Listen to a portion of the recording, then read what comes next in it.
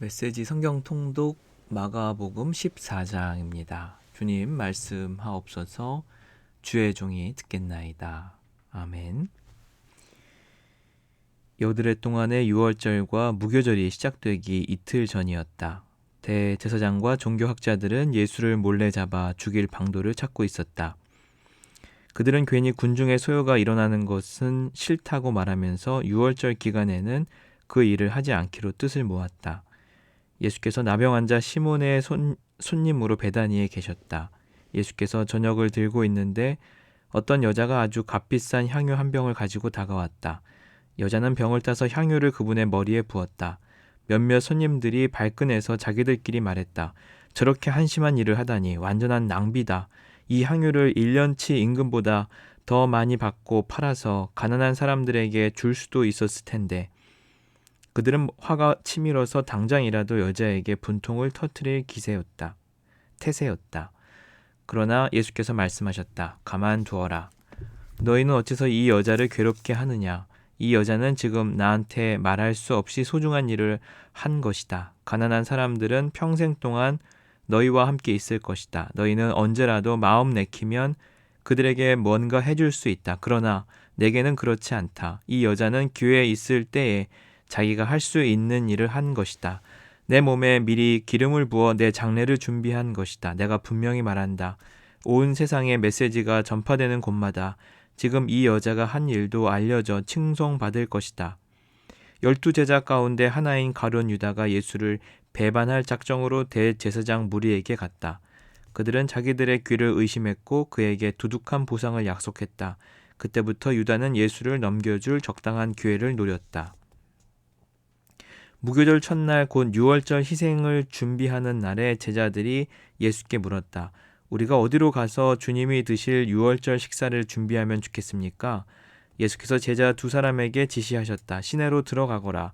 그러면 물 한 동이를 지고 가는 사람을 만날 것이다. 그를 따라가거라. 그가 어느 집으로 들어가든지 그 집 주인에게 선생님께서 제자들과 함께 유월절 식사를 할 방이 어디 있느냐고 물어보십시오 하고 말하여라. 그가 너희에게 이미 청소를 마친 넓은 다락방을 보여줄 것이다.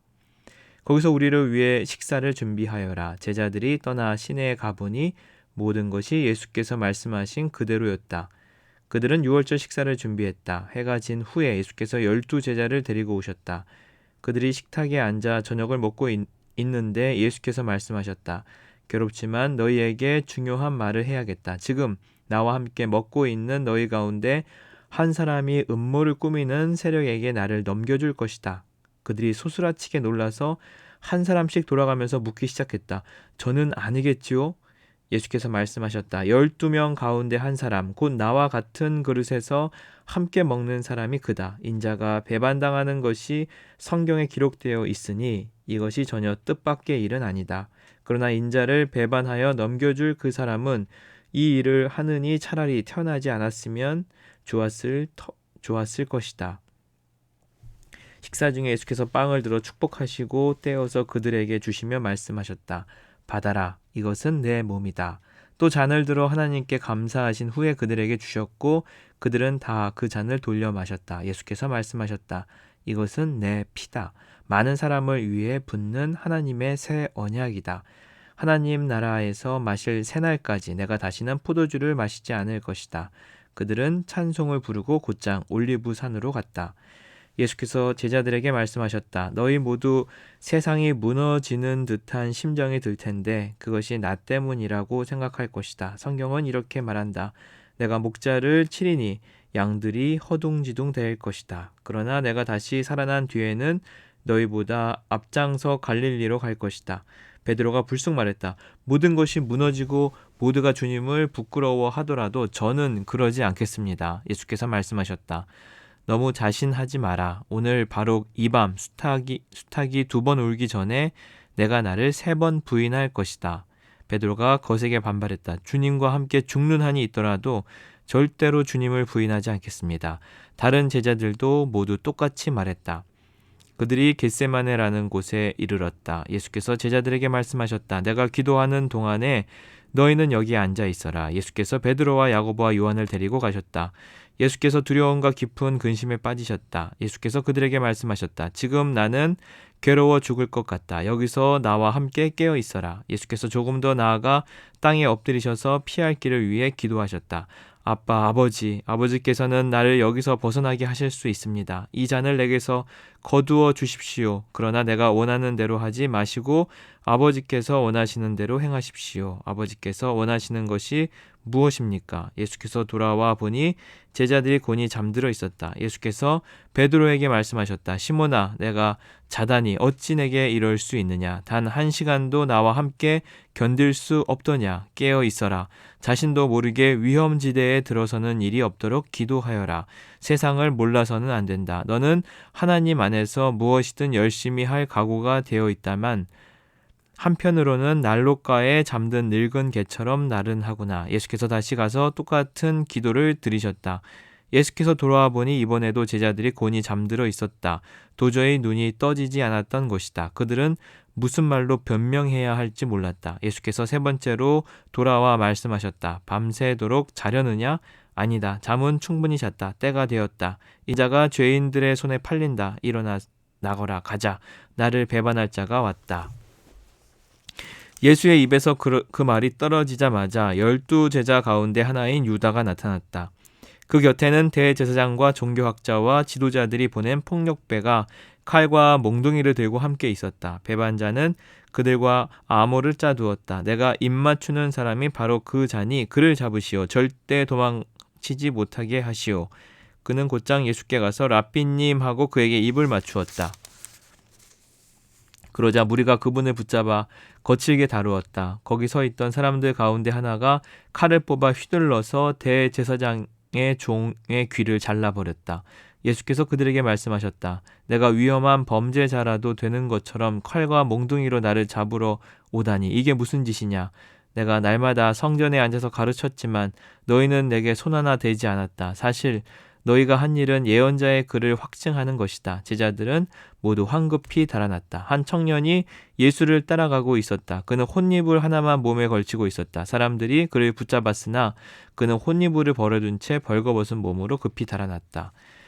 그들이 예수를 대제사장에게 끌고 갔다. 거기서 대제사장과 종교 지도자와 학자들이 함께 모여 있었다. 그들이 대제사장의 안뜰에 이를 때까지 베드로는 안전한 거리를 두고 뒤따라갔다. 거기서 그는 하인들 틈에 섞여서 불을 쬐었다. 대제사장들은 유대 의회와 공모해 예수께 사형을 선고할 만한 불리한 증거를 찾았지만 하나도 찾지 못했다.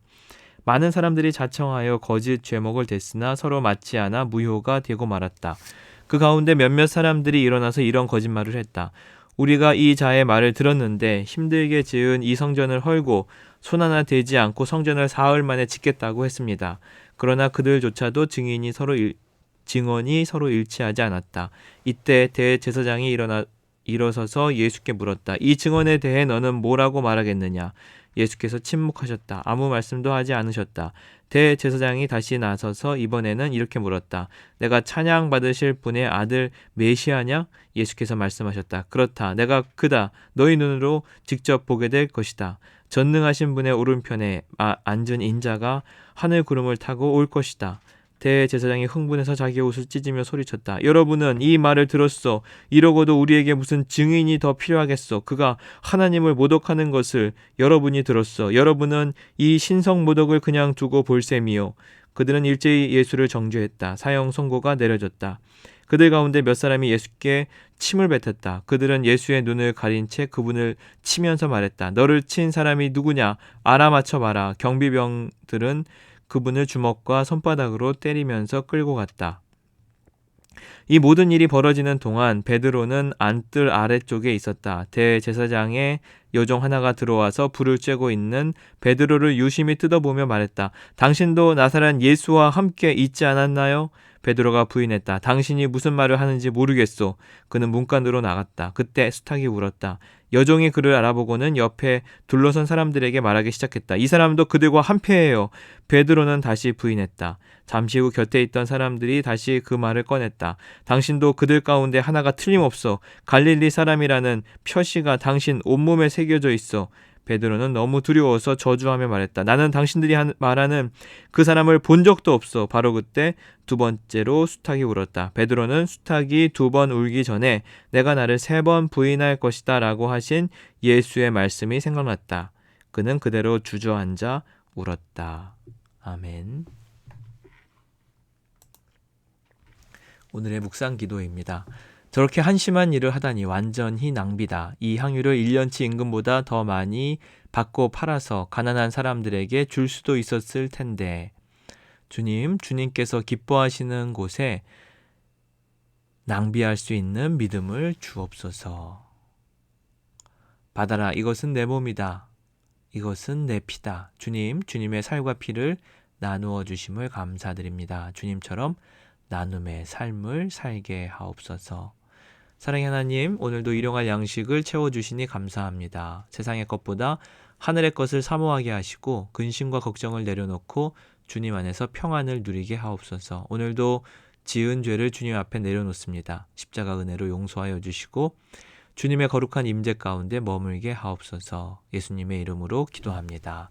아멘.